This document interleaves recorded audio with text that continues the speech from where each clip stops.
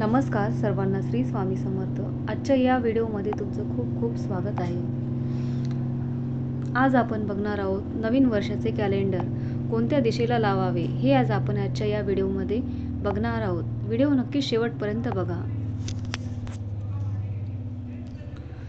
नमस्कार मंडळी, सर्वांना श्री स्वामी समर्थ. 2025 हे वर्ष आता संपत आले आहे. 2026 चे कॅलेंडर आपण आपल्या घरामध्ये आणणार आहोत. पण 2026 या नवीन वर्षाचा कॅलेंडर तुम्हाला योग्य दिशेला लावायचा आहे. घरामध्ये आपण कॅलेंडर आणतो आणि ते आपल्या आयुष्यातील खूप महत्त्वाचा घटक आहे. त्यामुळे हे कॅलेंडर आपल्या घरातील योग्य दिशेलाच लावलं गेलं पाहिजे. कॅलेंडर जर तुम्ही अयोग्य चुकीच्या दिशेला लावलं तर त्यामुळे तुमच्या घरामध्ये नकारात्मकता वाढू शकते आणि त्याचे दुष्परिणाम हे आपल्याला जे आहेत ते आपल्यालाच भोगावे लागतात. म्हणून आपल्याला येणारे वर्ष जे आहे ते अगदी सुखाचं, आनंदाचं जावं यासाठी प्रत्येकजण देवाकडे प्रार्थना करत असतो. त्यासाठी आपल्याला कॅलेंडर नवीन याच दिशेला लावायचं आहे. कॅलेंडर कुठल्या दिशेला लावावं, कोणत्या दिशेला लावू नये हे आज आपल्या आयुष्यामध्ये यासोबतच कॅलेंडर नियमानुसार घडत असतं. म्हणून आजची ही संपूर्ण माहिती मी तुम्हाला आजच्या या व्हिडिओमध्ये देणार आहे. बघा, प्रत्येकाच्या घरामध्ये कॅलेंडर हे असतं. अगदी अशी कळकळीची विनंती आहे की कॅलेंडर बाबतीत जे काही नियम आहे ते तुम्ही नक्की ऐकले पाहिजे आणि हेच कॅलेंडर तुम्ही आणणार आहेत अशी अपेक्षा मी ठेवते. बघा, तुमच्या घरामध्ये जर चुकीच्या दिशेला कॅलेंडर लावलं आणि जर त्याची तुम्ही दिशा बदलली, व्यवस्थित ठिकाणी लावलं तर 100% तुमच्या आयुष्यामध्ये या जी अडचणी आहेत तर ते तुम्हाला अडचणी येणार नाहीत. कारण हा उपाय खूप महत्त्वाचा आहे. हा तुम्ही उपाय नक्की करून बघा.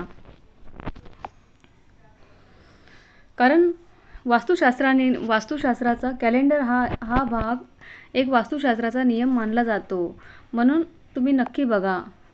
कोणाच्या आयुष्यामध्ये दुःख आलेलं असतील पण नवीन वर्ष सगळ्यांना भरभराटीचं जाऊ दे हेच मी स्वामींच्या चरणी प्रार्थना करते. आणि सगळ्यांना माहिती आहे की सगळेजण देवाकडे तीच प्रार्थना करतात. हे नवीन वर्ष मला अगदी आनंदाचं जाऊ दे आणि तुम्हा सर्वांना सुद्धा जाऊ दे असं आपण प्रार्थना करत असतो. म्हणून आपल्या घराच्या कॅलेंडरची दिशासुद्धा व्यवस्थित ठिकाणी ती लावायची असते. नियमानुसार कॅलेंडर जर आपण लावलं तर ते सगळ्यांच्या मोबाईलमध्ये कॅलेंडर हे असतंच. वेगवेगळ्या गोष्टी असतात, व्यवस्थित दिलेल्या असतात. तर त्यामुळे घरामध्ये कॅलेंडर छोटं का होईना, एवढा हातभर तरी छोटं कॅलेंडर आपल्या घरामध्ये असलंच पाहिजे. ते वास्तुशास्त्रानुसार कॅलेंडर म्हणतात ना, ते घरात असणं खूप शुभ मानलं जातं. कारण आपली येणारी वेळ त्या कॅलेंडरवर डिपेंड असते. घरामध्ये घड्याळ जसं महत्त्वाचं असतं जसं मोबाईलमध्ये घड्याळ असतं तरी आपण आपल्या घरामध्ये घड्याळ लावतोच ना, तसं छोटं कॅलेंडरसुद्धा आपल्या घरामध्ये असलंच पाहिजे. कॅलेंडरवरती घरातल्यावर येणारी वेळ किंवा पुढचा काळ हा कसा जाणार आहे ते कॅलेंडरवर ठरवत असतो. म्हणून येणारा हा काळ चांगला घालवण्यासाठी आपल्याला कॅलेंडर योग्य दिशेला हे लावायचं आहे. तर आता अगदी नीट ऐका. कोणाचं मोठं घर असेल किंवा कोणाचं छोटं घर असेल, जे काही असेल ते जे काही नियम आहे ते पाळलेच गेले पाहिजे आणि कॅलेंडरला फार काही जागा लागत नाही. अगदी घराच्या व्यवस्थित कोपऱ्यामध्ये तुम्ही ते लावलं तरी सुद्धा ते चालतं. आपल्याला काही अडचण होत नाही. आणि बघा, वास्तुशास्त्राचे नियम 100% जरी नाही जमले तरी काही महत्त्वाच्या गोष्टी आपल्याला पाळल्या गेल्या पाहिजे. जसा घराचा मुख्य दरवाजा, घरामधली शेगडी, पाण्याचा हंडा, फिल्टर कप आपण कुठे ठेवतो, घराचा मुख्य दरवाजा तर अतिशय महत्त्वाच्या गोष्टी आहेत. वास्तुशास्त्रानुसार आपलं छोटं का होईना घर असू द्या किंवा मोठा असू द्या, घराचा दरवाजा योग्य दिशेला लावल्यामुळे काय होतं, वास्तुशास्त्रानुसार घराचा दक्षिण दिशेला भिंतीला कॅलेंडर लावू नये. यामुळे तुमच्या घरातील सगळ्यांच्या प्रगतीच्या मार्गामध्ये अडथळे निर्माण होतात आणि मुख्य म्हणजे घरातील लोकांच्या आरोग्यावर परिणाम होत असतो. तर त्यामुळे घराच्या दक्षिण दिशेला तुम्हाला कॅलेंडर लावायचं नाहीये. यानंतरची दुसरी महत्त्वाची गोष्ट म्हणजे जुन्या कॅलेंडरवरच नवीन कॅलेंडर तुम्हाला लावायचं नाहीये. पहिलं ते जुनं कॅलेंडर आहे तर ते तुम्हाला काढून टाकायचं आहे. आणि बघा, ते जुनं कॅलेंडर जर त्यांच्या देवी देवतांचे फोटो असतील तर ते व्यवस्थित तुम्ही काढून कुठेतरी छान किचन ओट्यामध्ये लावा. देवांचा फोटो किंवा कपाटावर लावा. मुलांच्या अभ्यासाच्या ठिकाणी लावा. देवांचे फोटो असतील तर बाकी इतर सर्व तुम्ही काही ठिकाणी चित्रांचे घेतले असतील तर ते कॅलेंडर अगदी तुम्ही इतर गोष्टींसाठी वापरू शकता. पण जुनं कॅलेंडर पाहिलं काढायचं, त्याच्यावर नवीन कॅलेंडर लावू नका. कारण बऱ्याच अशा घरामध्ये ही चूक आढळते. म्हणून जुनं कॅलेंडर काढून टाकून नवीन कॅलेंडर हे लावायचं आहे. तर बघा, जसं मी सांगितलं की दक्षिण दिशेला कॅलेंडर कधीही लावायचं नाही. ती यमाची दिशा असते, मृत्यूची दिशा असते आणि या दिशेला कॅलेंडर लावल्यामुळे नकारात्मक अशुभ घटना आपल्या आयुष्यामध्ये घडत असतात. अपमृत्यू येतो, आजारपण, अघटित घटना घडतात. आणि बघा, दक्षिण दिशेला जेव्हा आपण कॅलेंडर लावतो तेव्हा आपण कॅलेंडरमध्ये काही शुभ गोष्टींसाठी काही गोष्टी बघत असतो. आपलं तोंड सुद्धा दक्षिणेला होते, म्हणजेच काय तर हे सुद्धा चुकीचं आहे. म्हणून दक्षिण भिंतीला अजिबात कॅलेंडर तुम्ही लावू नका. यानंतर बघा, कॅलेंडर जे आहे ते मुख्य दरवाजाच्या वरती किंवा दरवाजाच्या मागे किंवा अगदी दरवाजाला लागून असं कॅलेंडर आपल्याला ठेवायचं नाहीये. बऱ्याच अशा घरामध्ये आपण बघतो की दरवाजाच्या मागे हँगर लावलेले असतात, मग त्याला आपण बऱ्याच अशा गोष्टी अडकवतो. मग कॅलेंडर पण आपण लावतो, पण मुख्य दरवाजाच्या मागच्या साईडला कॅलेंडर लटकवू नका. त्यामुळे कुटुंबातील सदस्याच्या बऱ्याच अशा म्हणजे त्यांना बघा काही गोष्टींमध्ये यशच मिळत नाही. आपण म्हणतो तो कष्ट भरपूर करतो, पण यश मिळत नाही. म्हणून दरवाजाच्या मागे ना कॅलेंडर लावायचं नाहीये. आपल्या घराच्या मुख्य दरवाजातून सकारात्मकता आणि नकारात्मकता आपल्या घरामध्ये येत असते आणि कधी ना कधी त्या नकारात्मकतेमध्ये काही वाईट गोष्टींचा आपल्याला परिणाम हा भोगावा लागतो. त्या कॅलेंडरवर त्याचा परिणाम होतो आणि या मग परिणामी आपल्याला परिणाम होतो. म्हणून मुख्य दरवाजाच्या डायरेक्ट तुम्हाला मागे लावायचं नाहीये. यानंतर घराच्या पश्चिमेला कॅलेंडर जर लावलं तर पैसा जो आहे तो टिकून राहतो, विनाकारण पैसा खर्च होत नाही, आजारपण येत नाही, लक्ष्मी स्थिर राहते, कर्ज बाजारी आपण होत नाही. बघा, कर्ज आपण घेतो, आपल्याला फेडायचं म्हणजे कर्ज घेऊ आणि काम नाही करणार, फक्त देवाचे काहीतरी उपाय करून कर्ज फेडण्यासाठी, असं नाहीये. आपण जे कष्ट करतो ते कर्ज फेडण्यासाठी त्याला मोबदला मिळाला पाहिजे. त्यासाठी आपण मेहनतसुद्धा केली पाहिजे. म्हणून कष्टासोबत नशिबाची साथ मिळवण्यासाठी या काही ज्या गोष्टी आहेत त्या आपल्याला नियमाने केल्या पाहिजे. पश्चिमेला कॅलेंडर लावलेलं चांगलं असतं.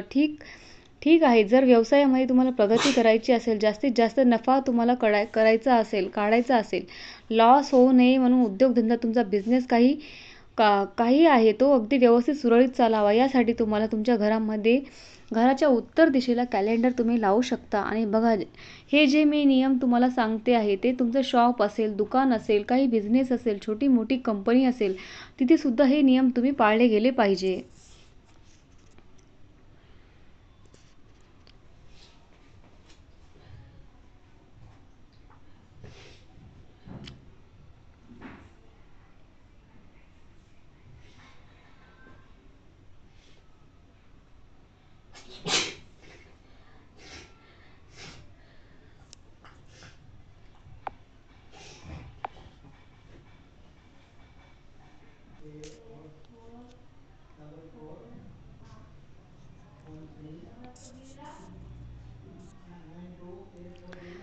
त्याचप्रमाणे पूर्व दिशेला सुद्धा कॅलेंडर लावणं शुभ मानलं जातं, कारण पूर्व दिशेकडून सूर्य येत असतो, तर त्यामुळे ही दिशा जी आहे ती आपण प्रकाशाची दिशा मानली जाते. म्हणून पूर्व दिशेला जर कॅलेंडर लावलं तर ते सुद्धा अतिशय शुभ मानलं जातं. बघा, घराच्या पूर्व आणि पश्चिम, उत्तर दिशेला तुम्ही कॅलेंडर लावू शकता. या दिशेला सकारात्मक ऊर्जा जी आहे तर ती जास्त असते आणि त्यामुळे घरामध्ये आनंदाचं वातावरण टिकून राहण्यासाठी मदत होते. आणि वास्तूमध्ये बघा, पूर्व दिशा ही सूर्यदेवतांना समर्पित आहे आणि उगवत्या सूर्याच्या दिशेने आपण जर कॅलेंडर लावले तर आपल्यासाठी खूप फायदेशीर ठरते. म्हणजेच बघा, जसं मी सांगितलं की शुभ गोष्टी, काही शुभ मुहूर्त आपण बघतोय, एखादी आपल्याला पूजा करायची असेल, सत्यनारायण करायचं असेल, घरामध्ये कुठलीही गोष्ट करायची असेल, काही वस्तू आणायची असेल, तर आपण जेव्हा कॅलेंडरमध्ये बघून तिथी वगैरे वार हे सर्व बघूनच आपण आणतो. त्यावेळेस आपलं तोंड हे पूर्वेकडे होतो.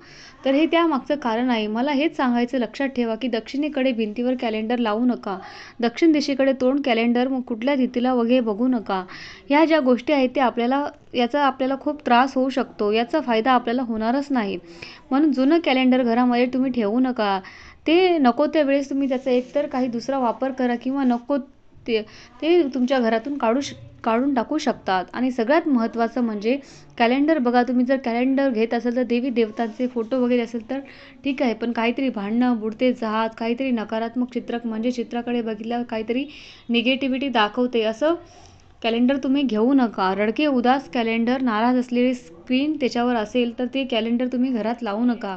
कारण आजकाल बरेच असे वेगवेगळे आपण बघत असतो. काहीतरी तुम्ही छान पेंटिंग वगैरे असेल तेच आणा, कारण काहीतरी नेचरचे असतील, काहीतरी सूर्य उजळतोय, समुद्र किनारा आहे, छान निसर्गाचे तुम्ही ठेवू शकता. पण असे निगेटिव्हिटी दर्शवणारे जे कॅलेंडर आहे ते तुम्ही तुमच्या घरामध्ये अजिबात ठेवू नका. धबधबा, वाहती नदी हे पण खूप शुभ मानलं जातं. कोणी बघा आपल्या लग्नाचे फोटो वगैरे सुद्धा कॅलेंडर करून घेतात. तर ते सुद्धा चालेल. पण असं काहीतरी निगेटिव्हिटी दाखवणारे कॅलेंडर जे आहे ते तुम्ही तुमच्या घरामध्ये लावू नका. त्यानंतर कॅलेंडर पण शक्यतो शुभ कलर असावा. पांढरा, हिरवा अशा पिवळ्या अशा रंगाचे कॅलेंडर रंगाचा वापर वापरू नका. ठीक आहे. त्यानंतर सोनेरी ग्रे कलर म्हणजे राखाडी रंगाचं जर तुम्ही कॅलेंडर लावलं तर त्या घरामध्ये सुख समृद्धी जी आहे ती अगदी भरभरून येते. वास्तुशास्त्रानुसार बघा हे काही नियम आहेत. काही निगेटिव्हिटी दाखवणारे जर तुम्ही कॅलेंडर लावले तर त्यामुळे त्याच्या जीवनावर परिणाम होत असतो. आणि बघा कॅलेंडरकडे आपण सतत लक्ष जात असतं, म्हणून त्या गोष्टीकडे आपलं लक्ष, आपलं मन तसा विचार करत असतं.